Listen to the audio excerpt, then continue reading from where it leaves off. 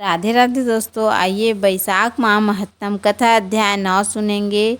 आज हम ब्रह्मा जी का यमराज को समझाना और भगवान विष्णु का उन्हें बैसाख मास में भाग दिलाने की कथा सुनेंगे।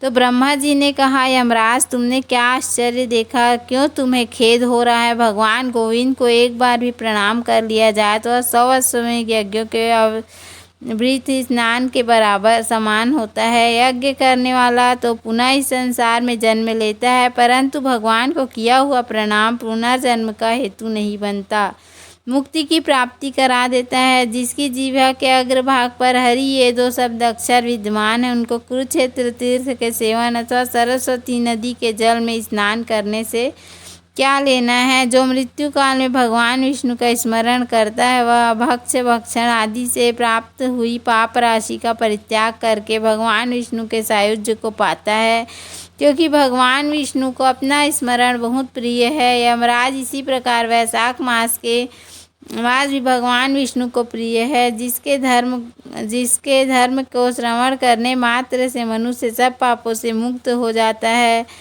उसके अनुष्ठान में तत्पर रहने वाला मनुष्य यदि मुक्ति को प्राप्त हो तो वह उसके लिए क्या कहना।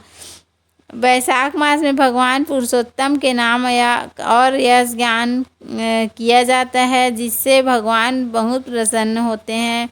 पुरुषोत्तम श्री हरि संपूर्ण जगत के स्वामी और हमारे जनक है। यह राजा कीर्तिमान वैशाख मास में उन्हीं भगवान के प्रिय धर्मों का अनुष्ठान करता है, जिससे प्रसन्न चित्त होकर भगवान विष्णु सदा उसकी सहायता में स्थित रहते हैं।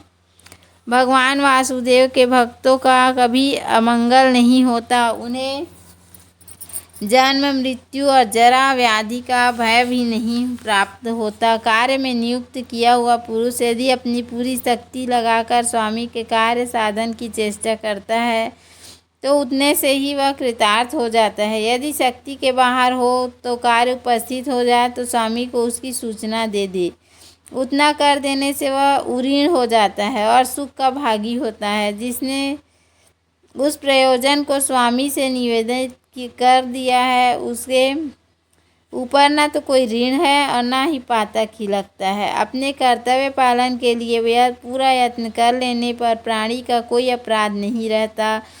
यह कार्य तुम्हारे लिए असंभव है, अतः इसके विषय में तुम्हें शोक नहीं करना चाहिए। ब्रह्मा जी के ऐसे कहने पर यमराज ने दीनवाणी में कहा, तात मैंने आपके चरणों की सेवा से सब कुछ पा लिया। तब ब्रह्मा जी ने पुनः समझाते हुए कहा, धर्मराज राजा कीर्तिमान विष्णु धर्म के पालन में तत्पर है। चलो हम लोग भगवान विष्णु के समीप चले और उन्हें यह बात बताकर पीछे उनके कथनानुसार कार्य क्या किया जाए। वे ही जगत के कर्ता, धर्म के रक्षक और नियामक हैं। तो आइए विष्णु जी के पास चलते हैं। इस प्रकार यमराज को आश्वासन देकर ब्रह्मा जी उनके साथ क्षीर सागर के तट पर गए। वहाँ उन्होंने सच्चिदानंद स्वरूप गुणातीत परमेश्वर भगवान विष्णु का स्तवन किया। ब्रह्मा जी की स्तुति से संतुष्ट होकर भगवान विष्णु वहाँ प्रकट हुए।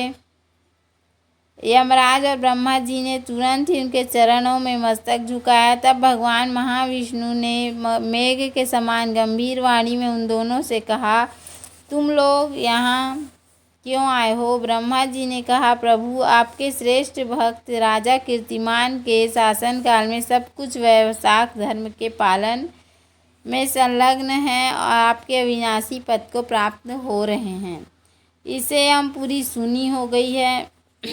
उनके ऐसा कहने पर भगवान विष्णु हंसते हुए बोले, मैं लक्ष्मी को त्याग दूंगा, अपने प्राण शरीर श्रीवत्स कौस्तुभ मणि वैजंती माला श्वेतद्वीप वैकुंठ धाम क्षीर सागर शेषनाग तथा गरुड़ जी को भी छोड़ दूंगा, परंतु अपने भक्त का त्याग नहीं कर सकूंगा, जिन्होंने मेरे लिए यह सब भोगों का त्याग करके अपना जीवन तक मुझे सौंप दिया है। जो मुझ में मन लगाकर मेरे स्वरूप हो गए हैं, उन महाभाग भक्तों को मैं कैसे त्याग सकता हूँ? राजा कीर्तिमान को इस पृथ्वी पर मैंने 10,000 वर्षों की आयु दी है, उसमें से 8,000 वर्ष तो बीत गए। शेष आयु और बीत जाने पर उसे मेरा सायुज्य प्राप्त होगा। उसके बाद पृथ्वी पर बैन नामक दुष्ट आत्मा राजा होगा, जो संपूर्ण वेदोक्त महाधर्मों का लोप कर देगा।